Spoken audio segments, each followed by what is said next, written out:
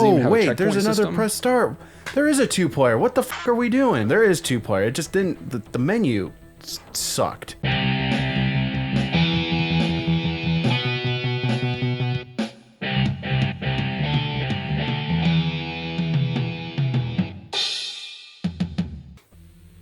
Oh, looks like it is. Was this only on Sega? I don't know. Because it's like when you're talking about it, seemed familiar, but I didn't know how familiar. I better turn up the TV audio. There they are, just standing there. Do you see anything, Robin? No. Okay, me neither. Oh, there's that grungy Genesis sound. Oh, so this is straight out of the cartoon, the animated series, because I just watched one where he, ended up getting committed to Arkham Asylum. Batman did? Yeah, well, and it was a Scarecrow episode because, something got in the water, and it was all part of Scarecrow's plan. We just saw Scarecrow in that one bottom left portrait. Yeah. I'm sure there's all story here. It's not being told by any text or anything, but... Oh, they're all breaking out of Arkham. I like that. Okay, I guess it's just shuffling around stuff. Okay, 1995. Okay, so this is kind of end of life. But hey, welcome to Zero Sigma, and today you're looking at it: the adventures of Batman and Robin. Yeah, so this is art style, animation style. It's all based off of the cartoon from the 90s, but. You can't call Batman and Robin and not have it be 2-player. So I guess I'm just picking between the two. But I gotta be Batman, man. Gotta be my boy Batman. I'm psyched. I love Batman. This is the exact art style. Batman the Animated Series is... We talked about it before, but it's awesome. It's key. Okay. I can hop around. This is kind of a weird view. It's kind of angled downward a little bit. Not quite isometric, but... pseudo 3D. It definitely has the look that the show does, where it's it always wants to seem like the city's looming over you, like the city is like a character itself, where it's all these buildings are always oppressing you in some ways. So the way that it goes is like this. So I go to a used gaming store, and here it's called Disc Replay. Pick this up for probably not very much money. I pop this into my Genesis. And I was like, you know what? This isn't half bad. I'm getting hit though.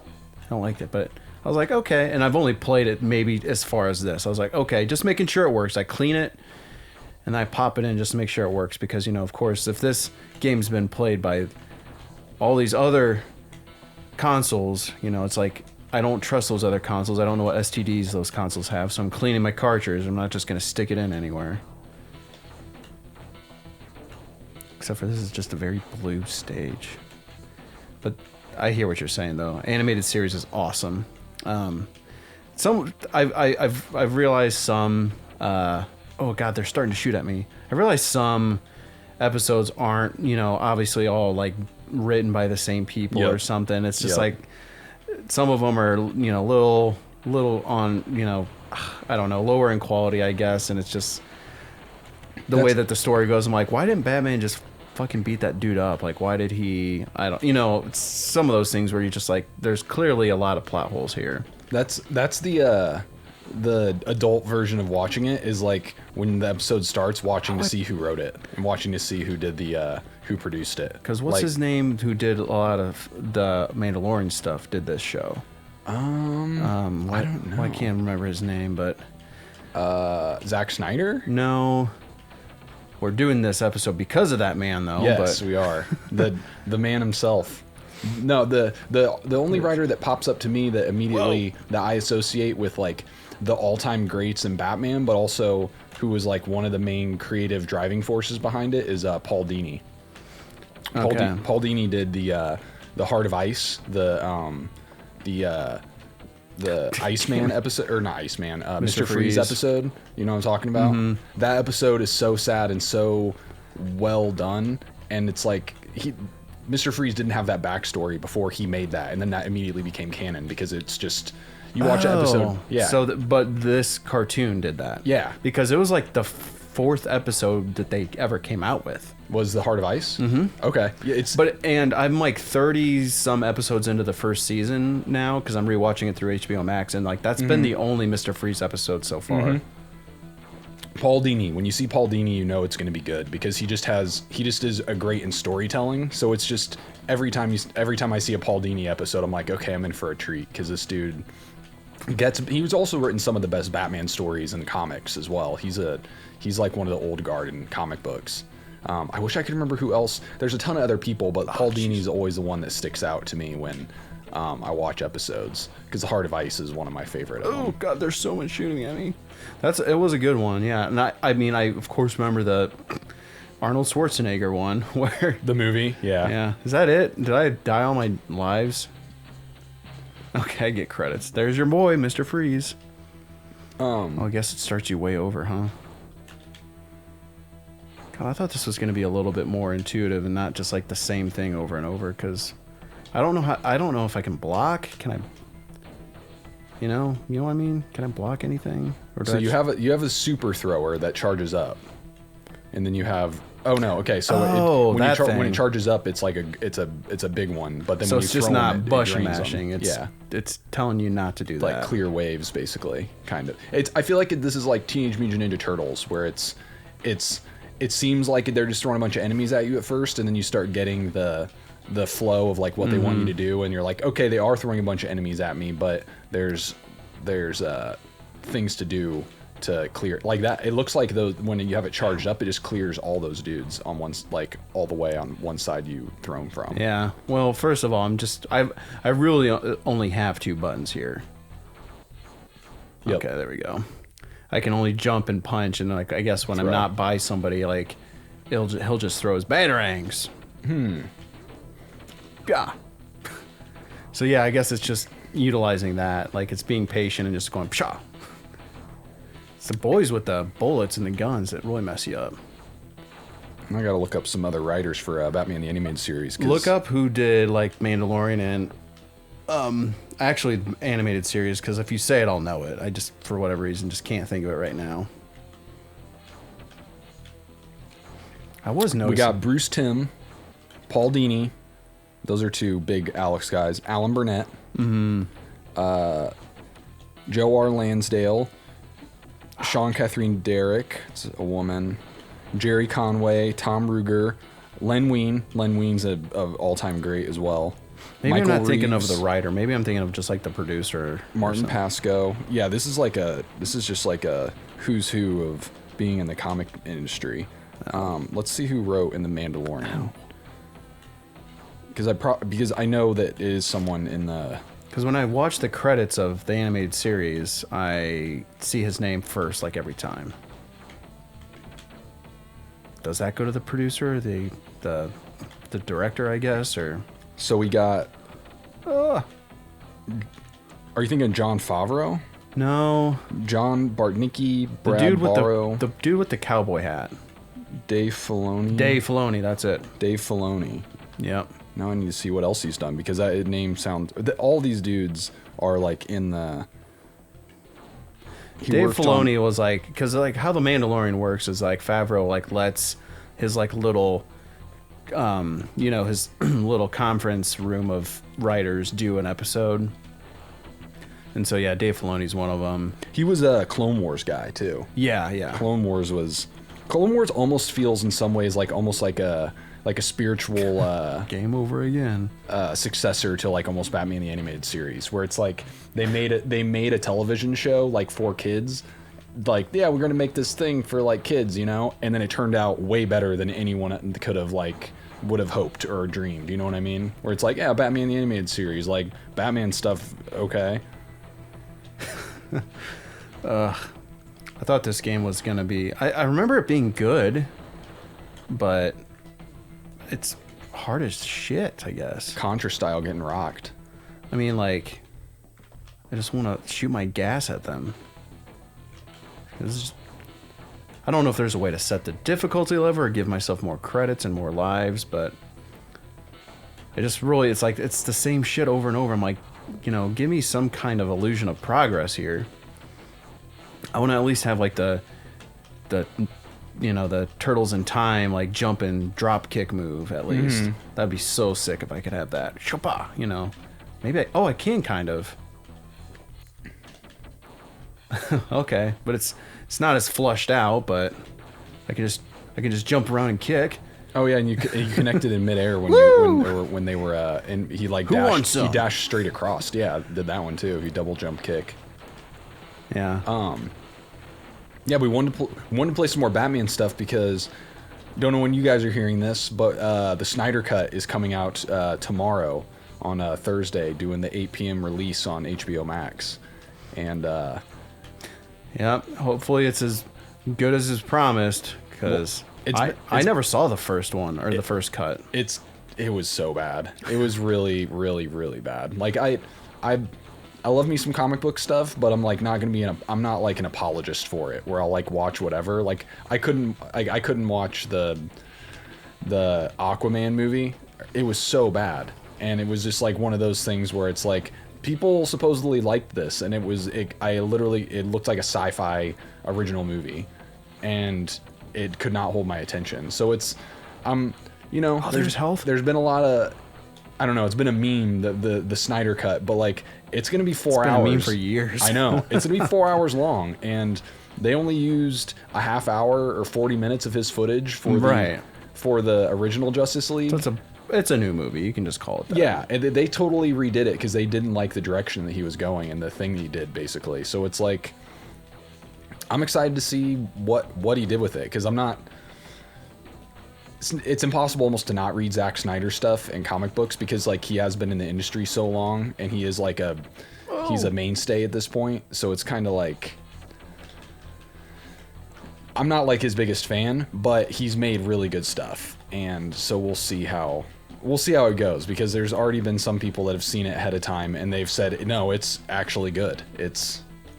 So a DC movie that's actually going to be good. Yeah, and the only DC movies that seem to be good are the ones they don't care about, and that they just kind of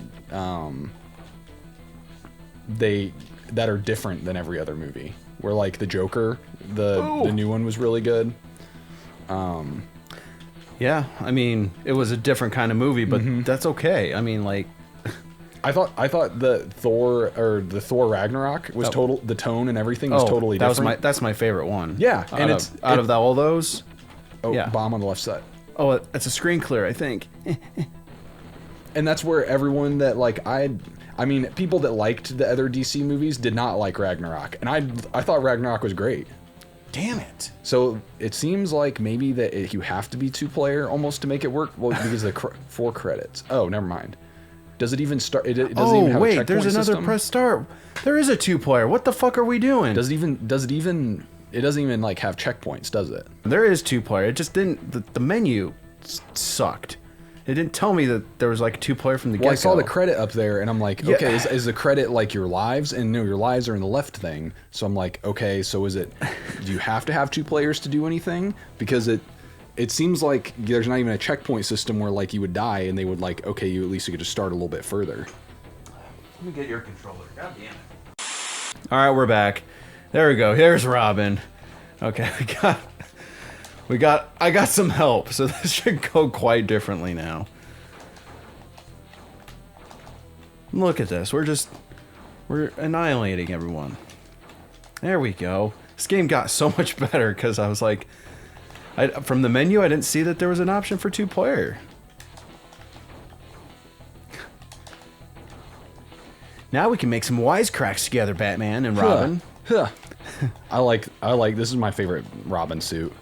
Yeah, I mean, like I like there's like a point where like movies like, yeah, you want like, especially like a movie like Batman and Robin and everything, like Batman, he doesn't have any like superhuman powers, I should say. So like those movies, they have to have a hint of realism to them and stuff. He has superhuman determination. He does, and they definitely play on that in some of the episodes of the animated series too, I've noticed. Oh yeah, I mean, going out every night and going out every night and then like basically he's like sleeping like 3 hours a day and like getting sewn up by freaking Alfred and then what? Then he's like, oh, okay, I'm gonna eat breakfast and then do push-ups for 3 hours or whatever. But what my whole point to that was is like, okay, you know, like I love when movies have like that hint of realism, like with what Christopher Nolan did. You know, that's great. But there's certain things that they just made too real and stuff, and it's like, give Robin the super rainbowy, bright colored suit. Who cares? Like, Yeah, it gets the fanboys and the comic nerds a little bit of fan service there too, and I don't know. There's health there. That's what that really unbecoming heart looks like. Now the boys with the guns come in. We might even actually get to see Mark Hamill in his Joker likeness. I don't know.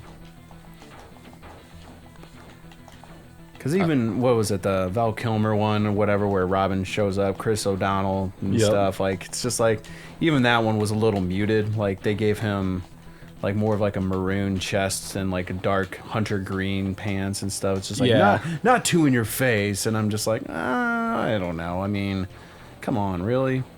And the bat nipples, or was that Batman Forever?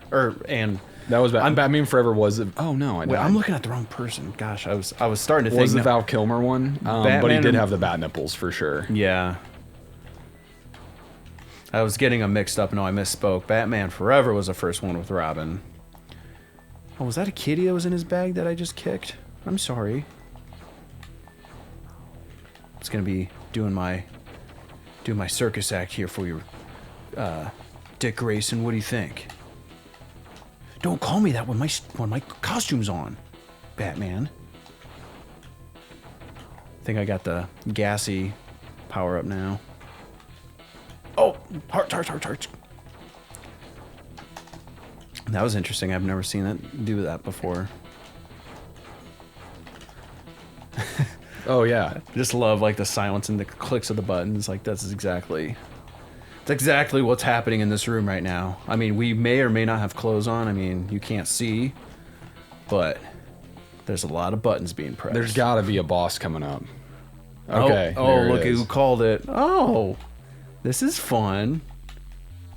Oh, it's your oh shit! Like, how do we hit you? Okay, we have to hit the bottom thing. Pa. I'm just gonna strong arm it. Oh, it knocks you through. Oh shit! It's like a bullet hell boss. What's this? Let me up. I'm so bad at getting. You have to like hold the up button when you jump. Like that's this era. Like that's the scheme. Ow. Okay, I'm on my. Get up.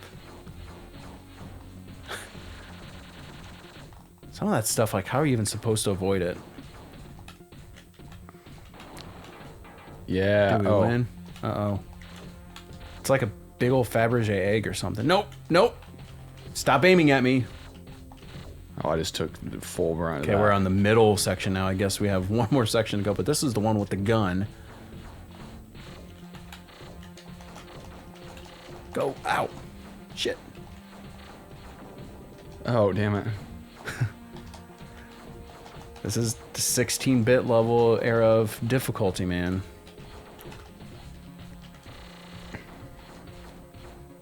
Come on. Just a few more punches from my back gloves. So you kind of get a feeling of how close you need to be for like There we go. the punches to start taking over. Oh, it's her. Harley Quinn. Harley Quinn. Clever name. Don't be throwing your bombs at me. Oh, whoa, with the bombs. Take it easy. God, that's it for me. Oh, gosh. Oh, shit. I think we're about to be out of time, too. Oh. Oh, wow. Did we do it at the very last minute? Yes. Oh, my God. Or maybe that was her life. I was one hit away, too. Yeah. Here we go. I'm back. We're at the Gem Expo. Nothing bad is going to happen here in Gotham City, right? Ooh. Oh, okay. That's fine. Oh, no, well. I was healed. I don't have lives. That's what it was. Well, okay. We totally got to pick this back up when we have more credits if we tie them all because, like, shit, I feel like such an idiot. Well, what do you think? We can explore the Gem Expo in the next episode? Yeah, I'm down. This is now we're getting a little bit of the hang of it. Yeah. And I'm getting the hang of the double jump and kicking, which I was not before. Yeah. I remembered this game was pretty good when I first tried it out. I never played it as a kid. So yeah, level 2, the Gem Expo, I guess we'll call it. It's coming up next. See ya. Later.